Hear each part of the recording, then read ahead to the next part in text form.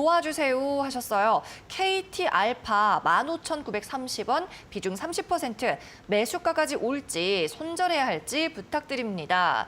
KT 알파 어제 상한가로 결국에 마감을 한 종목이죠. 오늘 약간 하락합니다. 4% 빠지고 있는데 자 15,930원이 매수가예요. 자 이렇게 오래 들고 계신 분이 있네요. KT 알파 이분 좀 도와주시죠. 네, 일단은 매수한 시점을 지금 찾기가 좀 힘든데. 예, 그러니까요. 네, 일단은 매수하신 시점 자체가 일단은 21년 한 2월 달 정도로 좀 체크가 되거든요.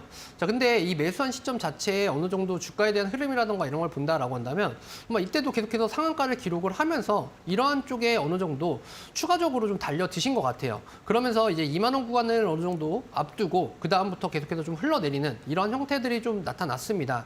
자, 그렇다라고 한다면 일단은 우선적으로 이 매수가에 대한 부분까지 가기까지는 아직까지는 그런 여력들은 좀 마련이 되지는 않을 거다라는 관점으로 좀 보는 게 맞을 것 같고요.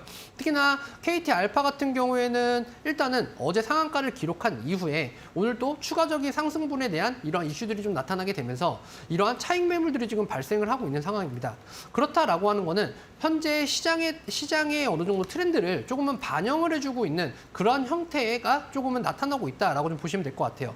특히나 최근의 시장을 보면 계속해서 상한가를 기록하면서 큰 폭으로 좀 가고 있는 종목들은 많지 않습니다. 다만 첫 번째 상한가 이후 두 번째에서는 대부분 10%대 구간에서 어느 정도 차익 실현에 대한 이러한 매물대가 좀 만들어지는 이러한 형태가 좀 많이 좀 나타나고 있는 그러한 시장에 대한 트렌드거든요.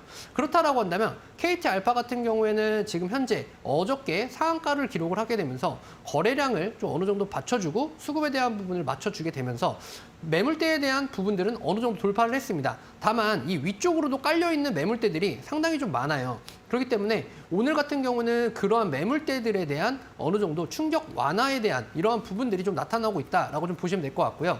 특히나 이러한 부분에서 어느 정도 저점에서 좀 잡았거나 하는 부분들이 매물대로 좀 매물로 차익 실현에 대한 매물로 좀 이어지고 있는 그런 형태들이 좀 나타날 수 있습니다. 그래서 이러한 부분들은 사실은 KT 알파가 지금 한 16,000원 구간까지 올라가기보다는요. 지금 당장에는 어느 정도 8,000원 구간을 넘어서는 그러한 쪽을 목표 지점으로 좀 잡으시고요.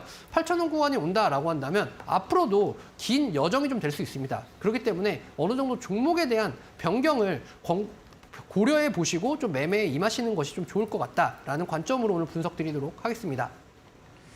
네, 손절을 좀 잘 못하시는 성격이 아닐까라는 생각이 드는데 8245님 일단 8,000원 선 목표가로 잡아주셨으니까 대응을 꼭 해보시기를 바라고요.